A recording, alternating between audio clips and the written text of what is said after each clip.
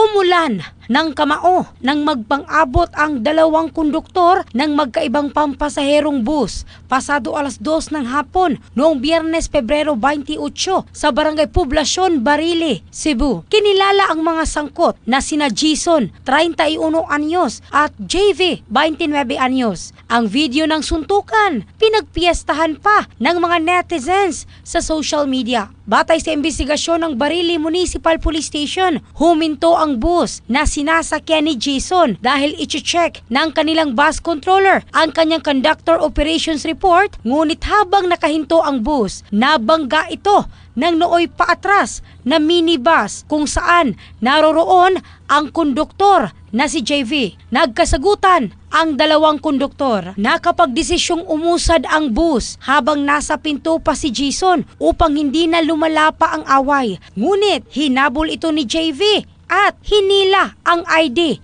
ni Jason. Dahil rito, nagsuntukan ang dalawa. Kaagad na rumispondi ang mga pulis at dinala si JV sa police station habang si Jason naman ay isinugod sa ospital. In the heart of changing lives, ito si Michelle Craste ng Brigada News Philippines, the Music and News Authority.